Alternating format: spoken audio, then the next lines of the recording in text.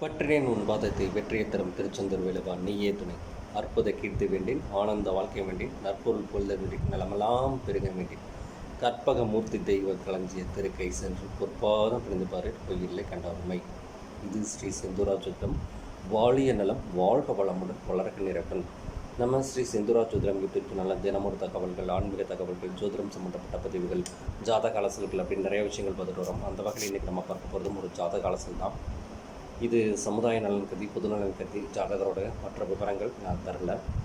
ஜாதகம் ஸ்க்ரீனில் வருது பாருங்கள். கொடுக்கப்பட்டுள்ள ஜாதகம் தனுசு லக்னம், மகர ராசி. லக்னாதிபதியான குரு பகவான் லக்னத்துக்கு 12ஆம் இடத்துல மறைவு ஸ்தானத்தில் போய் கொண்டிருக்கிறாரு. அது காலப்பிரசனுக்கு 8ஆம் இடமாக போகுது. என்ன அப்படிங்கிறத கடைசியில் சொல்கிறேன். அந்த குரு லக்னத்துக்கு 12ஆம் இடத்துல மறைஞ்சு அவர் வக்ரகதியில் உட்காந்துருக்கிறார். இப்போது ஜாதகர் இயல்பாகவே பிடிவாத குணம் கொண்டவர். தனக்கு எது வேணுமோ அது வம்படியாக வாங்கக்கூடியவர். அதே மாதிரி பார்த்திங்கன்னா எது வேண்டான்னு நினைக்கிறோமோ அதுதான் அவருக்கு பிடிக்கும் அப்படிங்கிற மாதிரி அமைப்பு. இங்கே ஜாதகர் முரண்பட்ட ஒரு வாழ்க்கையை சொல்லக்கூடிய அமைப்பு ஜாதகம் சொல்லுது.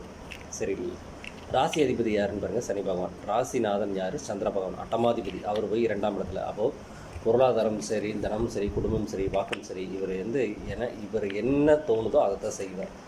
ஜாதகருக்கு 31 வயது நடப்பில் இருக்குது. அப்போ லக்னமும் ராசியும் இங்கே பார்த்திங்கன்னா ஒன்றுக்கு ஒன்று ஒவ்வொருத்தரும் ஒவ்வொரு பக்கத்தில் இருக்கிறாங்க. முன்னாடி லக்னத்திற்கு பின்னாடி லக்னாதிபதி, அதுக்கு முன்னாடி ராசி அதிபதி. ராசி அதிபதி 3ஆம் இடத்துல ஆட்சி உச்சம் மூலத்திரிகோணத்தில் இருக்கும்போது அப்போது அதனுடைய உச்ச வீடு பாதிக்குங்கிறது ஒரு ஜோதிட கணக்கு. அப்போ அதன் அடிப்படையில் 11ஆம் இடம் இங்கே வலுவாக வேலை செய்ய போகுதுங்கிறது காட்டப்போகுது. இப்போது லக்னாதிபதி 12ல் மறைஞ்சு நிற்கிறாரா? சரி, பஞ்சமாதிபதி எப்படி இருக்கிறார் அப்படின்னு பார்த்தா 9ஆம் இடத்துல போய் உட்காந்துருக்கிறார். சிறப்பு தான் அப்படின்றாலும் அவர் லக்னாதிபதி தொடர்பு கொள்கிறார் அப்படிங்கிறது சிறப்பு தான், ஒரு வகையில் சிறப்பு. சரி, ஆனால் அந்த பஞ்சமஸ்தானத்தில் யார் உட்காந்துருக்காரா? கேது பகவானும் மாந்தி பகவானும் உட்காந்துருக்காங்க. அப்போ பூர்வீகத்தில் இருக்க விடுமா? விடாது. பூர்வீகம் மட்டும்தான் 5ஆம் இடமா அப்படின்னா இல்லை. ஆசை, அதிர்ஷ்டம், ஆழ்மனது, எண்ணங்கள், சிந்தனை, இந்த மாதிரி எல்லா விஷயத்தையும் 5ஆம் இடம் சொல்லும். அந்த 5ஆம் அதிபதி 9ஆம் இடத்துல உட்கார்ந்து லக்னாதிபதி தொடர்பு கொள்கிறார்.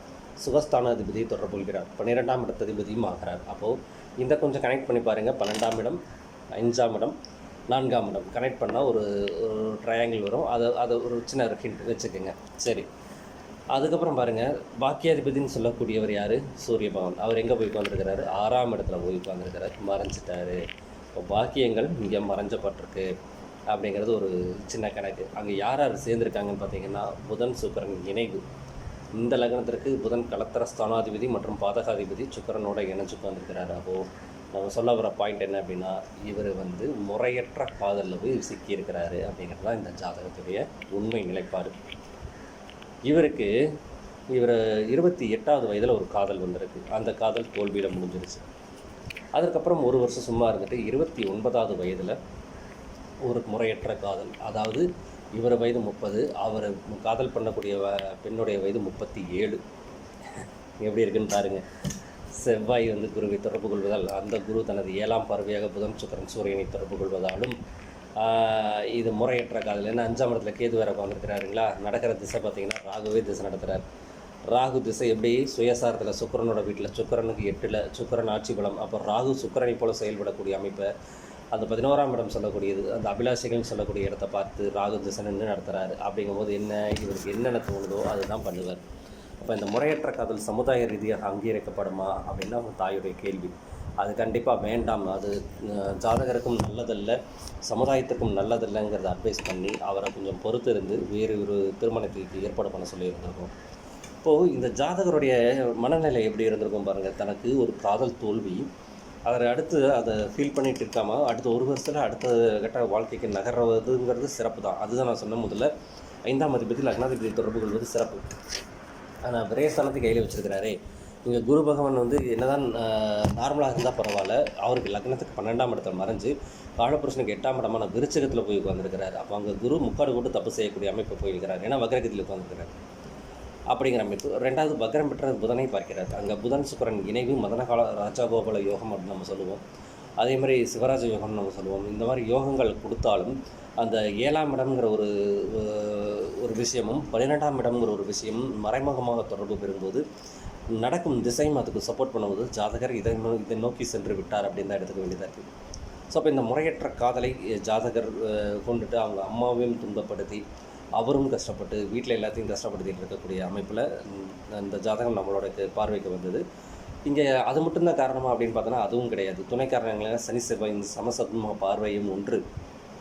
அதேமாதிரி சனி செவ்வாயின் இணைந்த பார்வையான 12ஆம் இடத்துக்கு விழுது. அங்கே குரு வக்ரகதியில் உட்கார்ந்துருக்கிறார். இதுவும் பஞ்சனை சுகத்துக்கும் அந்த ஆசை அபிலாஷைங்கிற சொல்லக்கூடிய விஷயத்துக்கும் ஒரு தூண்டுகோலாக தூபகோலாக இருந்தது. அப்போ எரியிற நெருப்பில் எண்ணெய் ஊற்றுற மாதிரி சனி செவ்வாய் பார்வை, ராகுவின் பார்வை, அதனுடைய இருப்பு, ராகு சுயசாரம் பெற்ற திசை, நடக்கும் வயது, இது எல்லாம் அந்த ஜாதகரை ஒரு புதைய மணலில் சிக்க வச்சிருச்சு அப்படின்னு தான் சொல்ல வேண்டியதாக இருக்குது.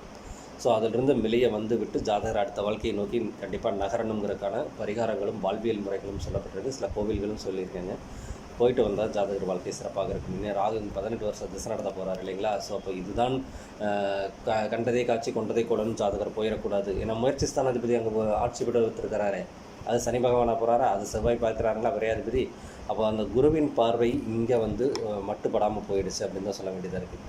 அந்த குரு நல்ல ஸ்தானங்களை பார்க்கலாம். ஆனால் நல்ல ஸ்தானங்கள் மீன்ஸ் ஒரு நெறியான வாழ்க்கைக்கு, அறமான வாழ்க்கைக்கு அதை பார்க்கவில்லை. 4, 6, 8 இடங்களை பார்த்துதான் குரு அமர்ந்திருக்கிறார். அப்படிங்கும்போது இந்த பொருளாதார ரீதியாக கொஞ்சம் முன்னேறுவதற்கும், சட்டத்துக்கு புறமான விஷயங்களை செய்வதற்கும், சமுதாயத்துக்கு புறமான விஷயங்களை செய்வதற்கும் இந்த ஜாதகர் தூண்டுகோலாக இருக்கக்கூடிய அமைப்பை இந்த திசை புத்தி காட்டும்போது ஜாதகர் கொஞ்சம் சுதாகரித்து நடக்க வேண்டும். என்னதான் திசை புத்திகளும் வந்தாலும், கோச்சாரங்கள் வந்தாலும், நம்ம எப்படி அதை அணுகுறோம், அந்த விஷயத்தை எப்படி அணுகுறோங்கிறது தான் இருக்குது. அதை வந்து உணர்ச்சி வசப்பட்டு நம்ம போயிடக்கூடாது. அதையும் தாண்டி சிந்தித்து செயல்பட வேண்டியது இந்த ஜாதகனுடைய காலகட்டமும் நிர்ணயிக்கக்கூடிய சொல்லக்கூடிய விஷயமும் நம்ம பார்த்துக்க முடியுது இந்த ஜாதகத்தில்.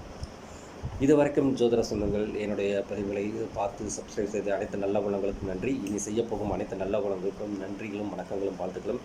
இது ஸ்ரீ சிந்துரா ஜோதிடம் யூடியூப் சேனல். வாழிய நலம், வாழ்க வளமுடன், வளர்க நிறைவுடன்.